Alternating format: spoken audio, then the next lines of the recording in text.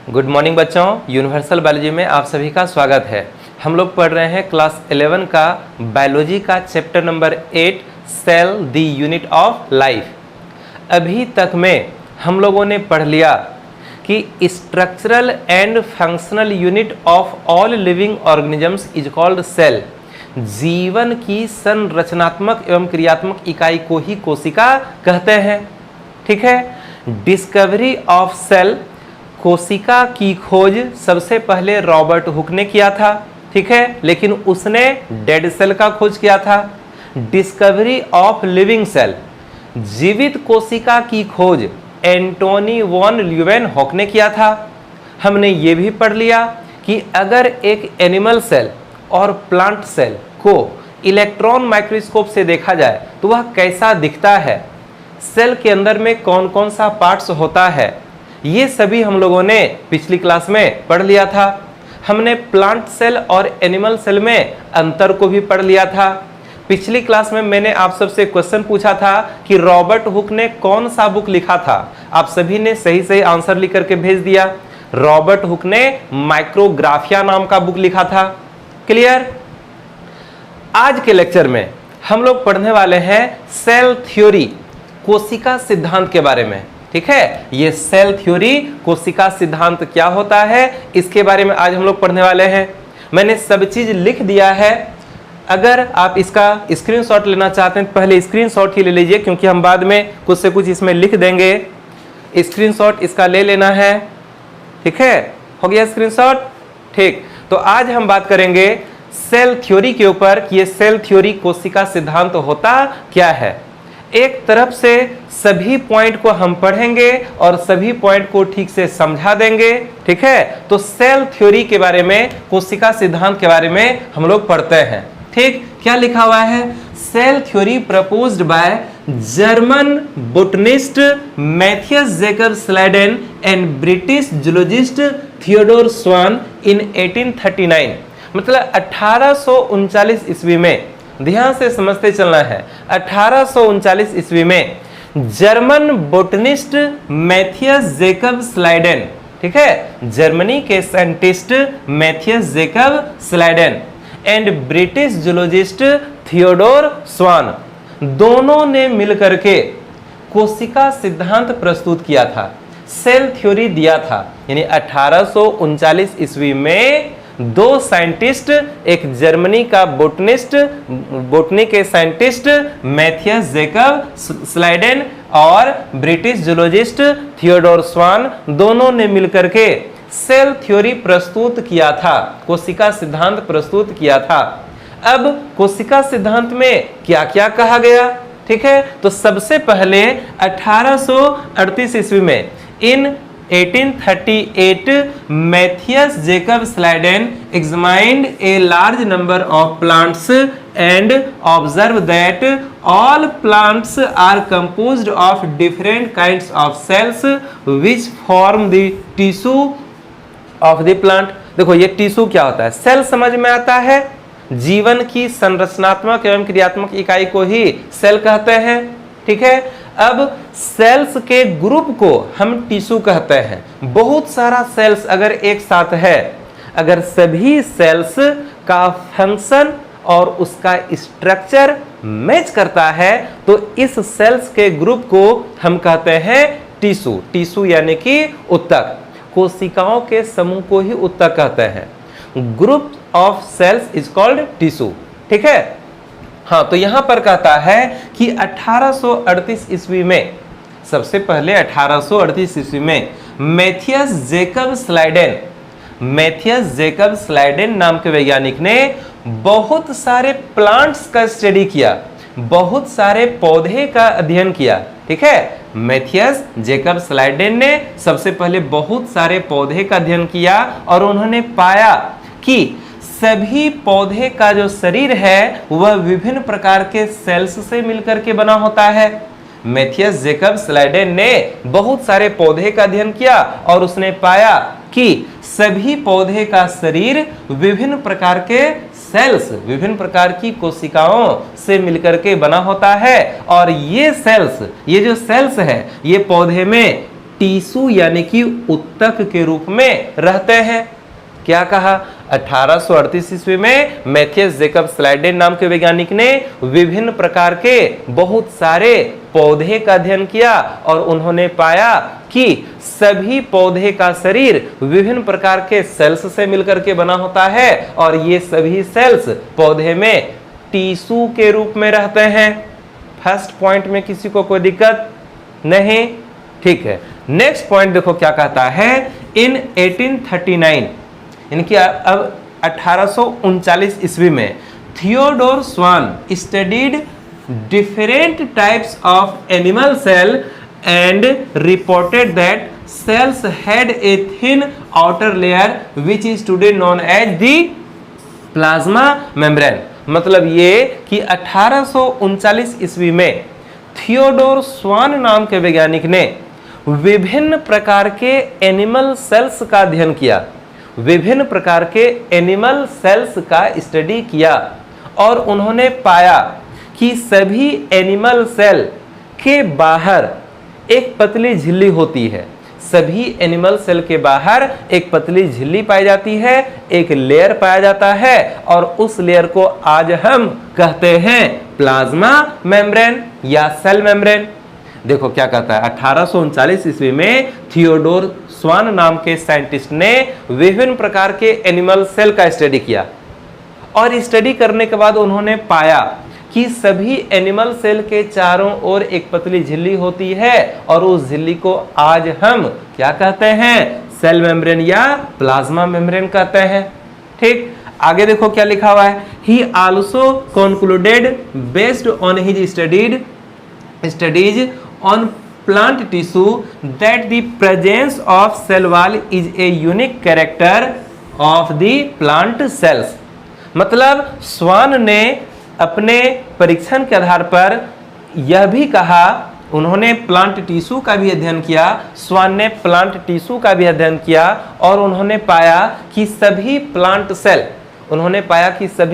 Cell के सबसे बाहर में सेल वॉल प्रेजेंट रहता है और कहा कि सेल वॉल की उपस्थिति प्लांट सेल का एक विशेष लक्षण होता है। सेल वॉल का मौजूद होना प्लांट सेल का एक यूनिक कैरेक्टर होता है। देखो क्या लिखा हुआ है। The presence of cell wall is a unique character of the plant cells. यानी कि स्वान नाम के साइंटिस्ट ने प्लांट टिश्यू का अध्ययन किया और उन्होंने पाया कि सभी प्लांट सेल के चारों ओर सेल वॉल भी प्रेजेंट रहता है और इस आधार पर उन्होंने कहा कि सेल वॉल का उपस्थित होना प्लांट सेल का एक यूनिक कैरेक्टर होता है। मतलब ये कि अगर सेल वॉल है तो वह सेल निश्चित रूप से प्लांट सेल होगा। ठीक है, तो सेल वॉल का होना प्लांट सेल का एक यूनिक कैरेक्टर होता है, एक विशेष लक्षण होता है।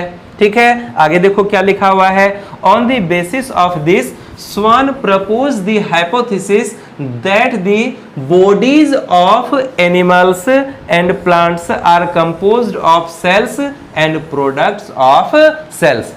इस आधार पर स्वान ने एक हाइपोथेसिस दिया, एक सिद्धांत दिया और कहा कि सभी एनिमल्स और सभी प्लांट्स का जो बॉडी है, शरीर है, सभी एनिमल्स और सभी प्लांट्स का जो शरीर है वह विभिन्न प्रकार के सेल्स से मिलकर के बना होता है या फिर प्रोडक्ट्स ऑफ सेल से मिलकर के बना होता है।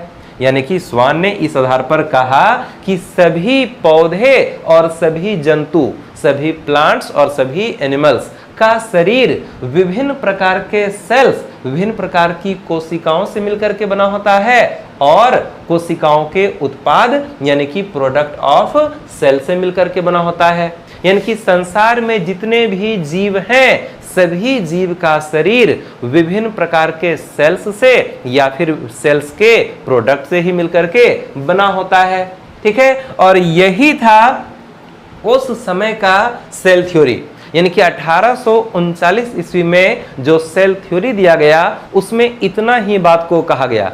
इतना सा बात को ध्यान से समझ लो। सबसे पहले जेकब स्लाइडेन ने क्या किया, उन्होंने बहुत सारे पौधे का अध्ययन किया और पौधे का अध्ययन करने के बाद उन्होंने कहा कि विभिन्न प्रकार के पौधे का जो शरीर है वह सेल से ही मिलकर के बना होता है और ये सेल पौधे में टिश्यू के रूप में रहता है। इसके बाद स्वान ने एनिमल सेल का स्टडी किया और कहा कि एनिमल सेल के चारों ओर एक झिल्ली होती है जिसे हम आज सेल मेम्ब्रेन या प्लाज्मा मेम्ब्रेन कहते हैं। इसके बाद स्वान ने क्या किया, बहुत सारे प्लांट टिश्यू का स्टडी किया और कहा कि प्लांट सेल के बाहर सेल वॉल प्रेजेंट रहता है और सेल वॉल का होना प्लांट सेल का एक यूनिक कैरेक्टर होता है। ठीक है, उसके बाद स्वान ने कहा कि सभी एनिमल्स और प्लांट्स का शरीर विभिन्न प्रकार के सेल्स से या फिर प्रोडक्ट ऑफ सेल से ही मिलकर के बना होता है। मतलब ये कि इस संसार में जितने भी जीव हैं सभी जीव का शरीर कोशिकाओं से या फिर कोशिकाओं के उत्पाद से ही मिलकर के बने होते हैं। इतना ही कहा गया था शुरुआती समय में सेल थ्योरी यानी कोशिका सिद्धांत के अंतर्गत। इसके बाद समय बीता और आ गया 1855। तो 1855 ईस्वी में एक अलग साइंटिस्ट रुडोल्फ वर्चो नाम का आया। रुडोल्फ वर्चो नाम के साइंटिस्ट ने आकर के सेल थ्योरी को और विस्तृत रूप प्रदान किया, यानी कि इन्होंने अपने कुछ पॉइंट्स को कहा, कुछ बातों को कहा और फिर उसको भी सेल थ्योरी में ऐड कर दिया गया। क्या कहा, देखो क्या कहा रुडोल्फ वर्चो ने। Rudolf Virchow in 1855 extended the cell theory and suggested an additional feature of the cell theory should be that all living cells arises from pre-existing living cells। यानी कि रुडोल्फ वर्चो ने 1855 ईस्वी में आकर के cell theory में अपने कुछ बातों को ऐड कर दिया। इन्होंने क्या कहा, इन्होंने कहा all living cells arises from pre-existing living cells। मतलब ये कि सभी जीवित कोशिकाओं की उत्पत्ति उसके पूर्व स्थित जीवित कोशिकाओं से ही होती है। रुडोल्फ वर्चो ने कहा कि सभी जीवित कोशिकाओं की उत्पत्ति उसके पूर्व स्थित जीवित कोशिकाओं से ही होती है। मतलब ये कि कोई जीवित कोशिका है, कोई लिविंग सेल है, वही विभाजन करेगा और आगे चल करके नया सेल बना देगा। अगर इस जगह में कोई भी सेल नहीं है तो यहां पर ऑटोमेटिक कोई सेल नहीं आ सकता है। अगर इस जगह में कोई सेल नहीं है तो यहां अपने आप कोई नया सेल आ नहीं सकता है। नया सेल तभी बनेगा जब कोई पुराना सेल होगा, यानी कि कोई पुराना सेल है, वह जीवित कोशिका है और वही विभाजन करेगा। थोड़ा सा फिगर के आधार पर समझ लो। देखो ये है कोई लिविंग सेल, ठीक है, ये है एक लिविंग सेल। ये लिविंग सेल डिवाइड किया और डिवाइड करने के बाद अब ये बन गया 2 सेल।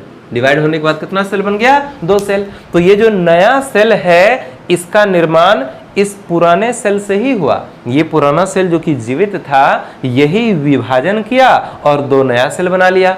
अगर ये सेल नहीं रहता तो फिर ये नया 2 सेल भी नहीं बनता ये। मतलब पहले ऐसा माना जाता था कि कोई भी सेल अचानक से उत्पन्न हो जाता है, अजैविक पदार्थों से, निर्जीव पदार्थों से अचानक से सेल बन जाता है। लेकिन रुडोल्फ वर्चो ने क्या कहा कि नहीं, सेल अपने आप नहीं बनता है, ऑटोमेटिक सेल नहीं बनता है। इन्होंने कहा कि किसी भी नए सेल की उत्पत्ति उसके पूर्व स्थित किसी जीवित सेल से होती है। यानी कि कोई पहले एक जीवित कोशिका है, इसी में विभाजन होगा तो जाकर के 2 नया सेल बन जाएगा। यानी कि हर एक नए कोशिका की उत्पत्ति उसके पूर्व स्थित जीवित कोशिका से होती है। अगर कोई एक जीवित कोशिका न हो तो उसके फिर आगे फिर कोई नया कोशिका बनने वाला भी नहीं है। ठीक है, अब देखो यही बात को यहाँ लिखा गया कि all living cells arises from pre existing living cells. यानी कि सभी जीवित कोशिकाओं की उत्पत्ति उसके पूर्व स्थित जीवित कोशिकाओं से होती है। इस सिद्धांत को ओमनिस सेलुला ई सेलुली भी कहा गया। इसी सिद्धांत को क्या कहा गया, देखो इट इज कॉल्ड ओमनिस सेलुला ई सेलुली। यानी कि हर एक जीवित कोशिका की उत्पत्ति उसके पूर्व स्थित जीवित कोशिका से ही होती है। इसी सिद्धांत को क्या कहा गया, ओमनिस सेलुला ई सेलुली कहा गया। ठीक है, और इसको सेल थ्योरी में अब जाकर के आज ऐड कर दिया गया। उस समय का, ये 1855 ईस्वी का बात है, 1855 ईस्वी में जैसे ही रुडोल्फ वर्चो ने इस बात को कहा कि हर एक सेल की उत्पत्ति उसके पूर्व स्थित किसी जीवित सेल से ही होती है, उस समय का यह सिद्धांत बहुत ही खास सिद्धांत था।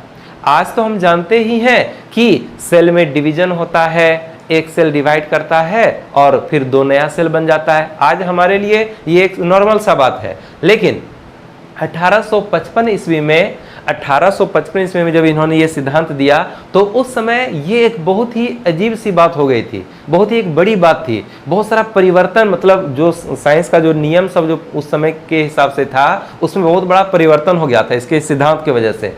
1855 ईस्वी के पहले एक सिद्धांत चलता था, स्पॉन्टेनियस जनरेशन।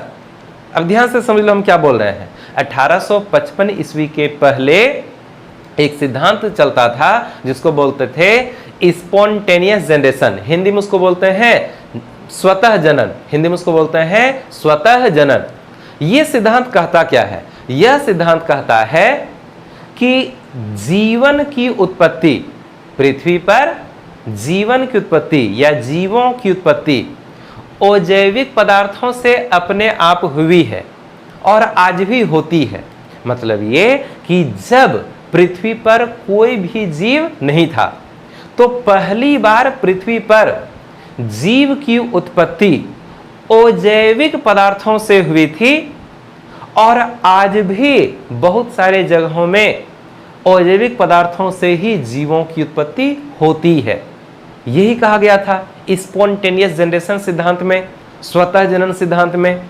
कुछ लोगों ने देखा कि जहां पर कीचड़ है वहां पर उसने मेढक को देख लिया, मछली को देख लिया, सांप को देख लिया, तो उन्होंने बस ये कह दिया कि कीचड़ से ही मछली, मेढक, सांप इत्यादि की उत्पत्ति होती है।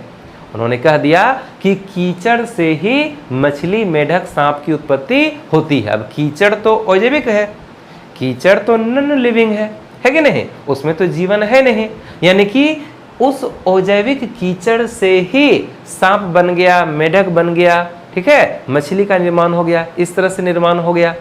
और कहा कि कहीं किसी ने देखा कि कोई मांस रखा हुआ है तो मांस अगर पड़ा हुआ है, सड़गल रहा है मांस का टुकड़ा, तो उसके ऊपर मक्खी को देखा गया, तो किसी ने कह दिया कि मांस से ही मक्खी की उत्पत्ति होती है। मांस, अब कोई डेड बॉडी पड़ा हुआ है, उसका कोई मांस का टुकड़ा पड़ा हुआ है, ठीक, तो वो नॉन लिविंग ही हुआ, तो उसके ऊपर मक्खी देखा गया, तो कहा कि मांस से ही मक्खी की उत्पत्ति होती है। यानी कि प्रारंभ में यही माना जाता था कि अजैविक पदार्थों से ही जीवों की उत्पत्ति हो जाती है अपने आप। अब कैसे उत्पन्न होता है ये सब उतना नहीं कहा गया, बस स्वतः जनन में यही कहा गया था कि इस संसार में, पृथ्वी पर जीवों की उत्पत्ति अजैविक पदार्थों से ही हुई और आज भी अजैविक पदार्थों से जीवों की उत्पत्ति होती है। जैसे कि कीचड़ से मेढक, मछली, सांप इत्यादि की उत्पत्ति होती है, मांस से मक्खी की उत्पत्ति होती है। इस तरह से कई एग्जाम्पल को दिया गया कि अजैविक पदार्थों से ही जीव की उत्पत्ति होती है। लेकिन अब क्या हम लोग को समझ में आया कि संसार में जितने भी जीव हैं, सभी जीव का शरीर तो कोशिकाओं से मिलकर के बना होता है, सभी जीव का शरीर सेल्स से मिलकर के बना होता है। बिना सेल्स के कोई भी जीव हो ही नहीं सकता है, बिना सेल्स के जीव की हम कल्पना भी नहीं कर सकते हैं। सभी जीव कोशिकाओं से मिलकर के बने होते हैं, ठीक है। अब रुडोल्फ वर्चो ने क्या कहा? रुडोल्फ वर्चो ने कहा कि हर एक जीवित सेल की उत्पत्ति उसके पूर्व स्थित किसी जीवित सेल से ही होती है। यानी कि कोई एक जीवित कोशिका होगा, उसी से नया जीवित कोशिका बनेगा, और अगर कोई कोशिका नहीं है तो फिर कोई नया कोशिका भी बनने वाला नहीं है। यानी कि इन्होंने उस स्वतः जनन के सिद्धांत को गलत साबित कर दिया। यानी कि रुडोल्फ वर्चो ने कहा कि नहीं, वो जो स्वतः जनन का सिद्धांत था वो गलत है। कीचड़ से अपने आप कभी भी मेढक, सांप, मछली ये सब बन ही नहीं सकता है। मांस से कभी भी मक्खी की उत्पत्ति हो ही नहीं सकती है, क्योंकि सांप है, मेढक है, मछली है या मक्खी है, इन सभी का शरीर तो सेल से ही बना होगा, और सेल ऑटोमेटिक कीचड़ से नहीं बन सकता है। सेल ऑटोमेटिक मांस से एक डेड मांस का टुकड़ा जो था उससे नहीं बन सकता है। तो हर एक जीवित कोशिका का निर्माण पुराने किसी जीवित कोशिका से ही होती है। और इस बात को एक्सपेरिमेंट के आधार पर साबित किया था लुईस पास्चर ने 1862 ईस्वी में। 1862 ईस्वी में लुईस पास्चर ने अपना प्रयोग किया। इन्होंने क्या किया, एक बंद टाइप का बर्तन लिया, ठीक है, एक बंद बर्तन लिया और उस बंद बर्तन में कुछ पोषक पदार्थ युक्त घोल लिया, उसे गर्म किया गया। गर्म करने के बाद उसको फिर ठंडा किया गया और बर्तन के मुंह को ढक दिया गया कि बाहर से कोई जीव उसके अंदर में ना चला जाए। ढक करके कुछ दिनों तक छोड़ दिया।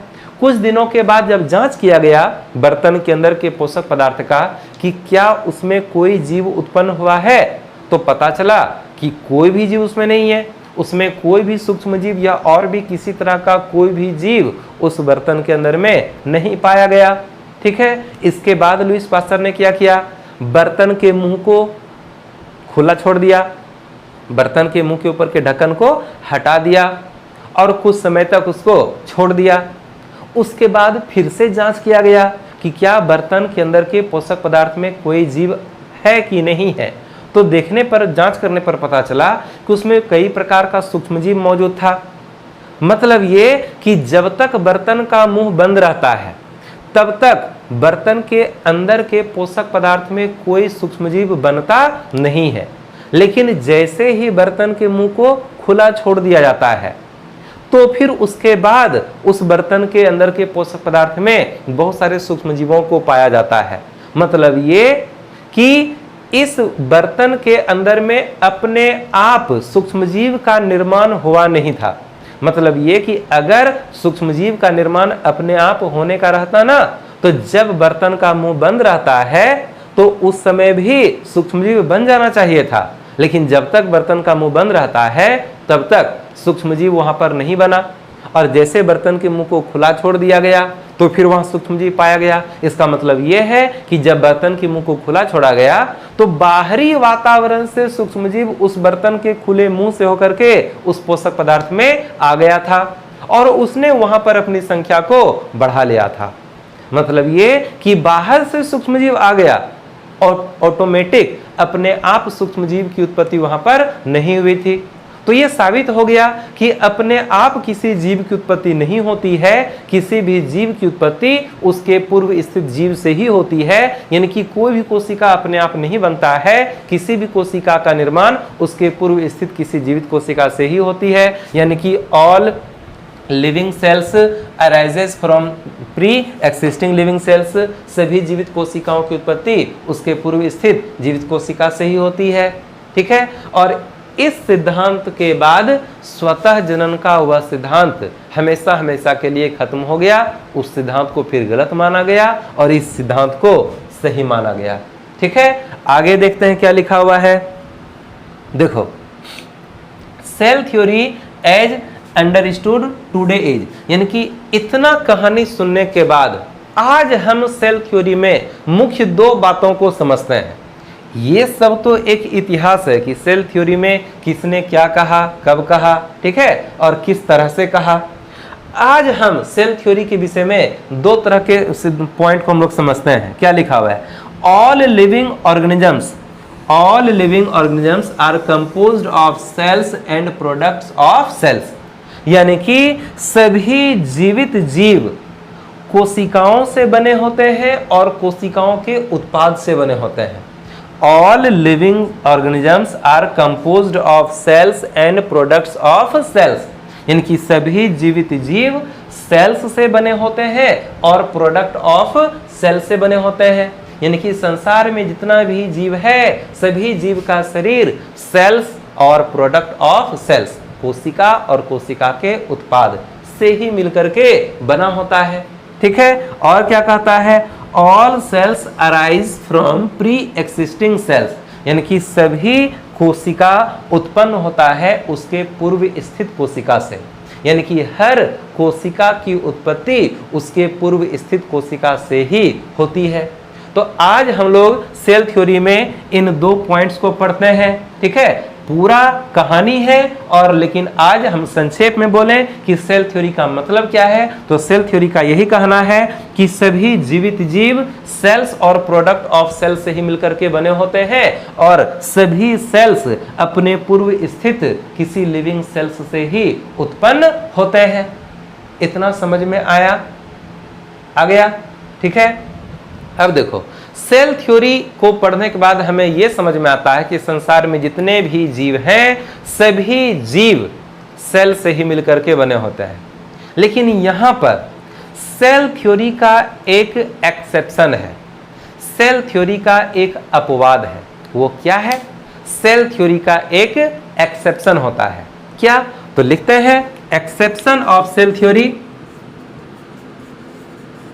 एक्सेप्शन ऑफ सेल थ्योरी, ठीक है। और वो क्या है? तो ये है वायरस। देखो, वायरस जानते हो, नाम जानते हो कि वायरस कोई सूक्ष्मजीव होता है। तो रियल में वायरस जो है यह ना तो पूर्ण रूप से सजीव है और ना ही पूर्ण रूप से निर्जीव है। इसमें लिविंग और नॉन लिविंग दोनों का कैरेक्टर देखने के लिए मिलता है। यानी कि अगर वायरस का स्ट्रक्चर समझो कैसा होता है, या फिर पहले ये समझ लो कि सभी जीव का स्ट्रक्चर कैसा होता है। सभी जीवित जीव सेल से मिलकर के बने होते हैं।